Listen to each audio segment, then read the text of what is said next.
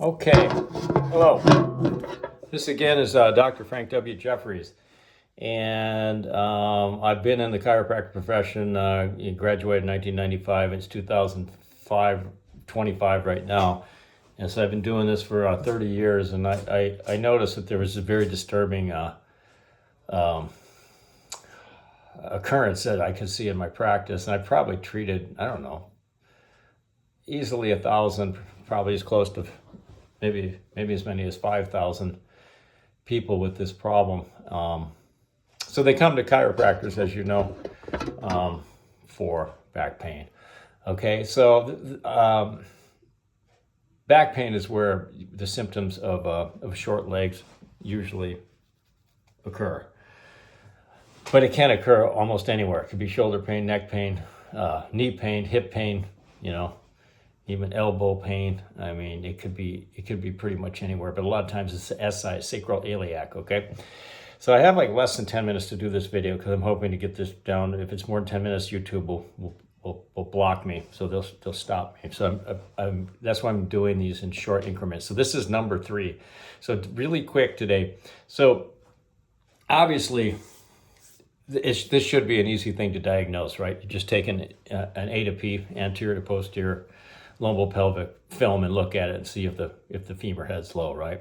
We've talked about that, but the chiropractic profession almost refuses to look at that. It's been acknowledged years and years and years ago by Dr. Gonstead that if it's low, if the femur head's low on one side, then that means it's a short leg, okay?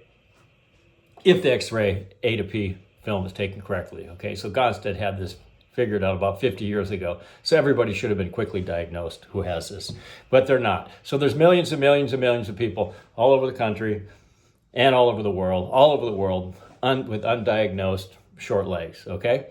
So the problem is if you have a short leg on the right side or the left side, I'm going to give you an example really quick here because we're probably 2 to 3 minutes into this thing. So I only have like 6 minutes left.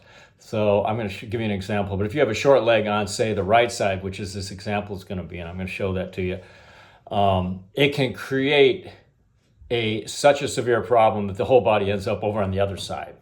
Okay? So we've talked about anatomical short legs. I mean, any chiropractor or a doctor of chiropractic with a moderate amount of intelligence can see that if the X-ray is taken correctly, then and the femur head's short on that side, there's a short leg there, okay? But the problem is they've ignored it. The teaching colleges, including Palmer College Chiropractic and all of them, have done an extremely, amazingly silly job of focusing on almost all of this other BS medical pathological X-ray analysis, and they forgot why in the heck that people come in for chiropractic. It's usually because of structural problems, okay? Structural problems. So now I'm going to have you guys think about this. A structural problem in a building, or a structural problem in any kind of structure, what's the most important thing in a human spine? It's the foundation, right? The feet, the foundation of the building, okay? A carpenter would definitely not build a building without putting a level on the foundation, correct? Okay? Would a 1/4 inch hurt the foundation of a building? Of course it would, okay? A 1/4 inch would be horrible. Eventually it'd be magnified. So a 1/4 inch, I mean, a lot of them are more on most of these people, but a 1/4 inch is like super common, and the research says, and I've got all the research, and I've done 8-hour lectures on this. The research says that up to 1 out of 5 people with low back pain has a 1/4 inch short leg or more. Okay, so I'm going to show you I only have like 3 minutes left, or maybe 2 minutes. So I'm going to show you this one film, and then we'll go on to my video number 4 when I get a chance to do that down the road here, if I can get this one onto YouTube for you guys to watch for free. Because I'm probably going to maybe be doing more lectures on this, but it could be that I may not get to that for a while. So I'm trying to post this stuff online. So here we go. Okay, I'm going to flip it around here. Right over here. Okay, let's look at this this gal. This gal's name was Jenny. She obviously, so here's her X-ray. You can see the short leg on the right. There's a femur head. See the femur head there? See that top line? That's level. See how low this one is? Okay, so she had a short leg on the right. So we're not talking about an anatomical short leg today. We're talking about a functional short leg, okay? If we're treating a functional short leg, okay? So by that I mean we're not treating this. Why are we not treating that? Because you can't treat that right now. The whole body is gone over to the left. Do you see that? See how it's leaning to the left side? This is straight up and down. Right there, straight up and down. This is Jenny. This is her body. It's tilted that much to the left. So which side do I need to treat, doctors? Which side do I need to treat?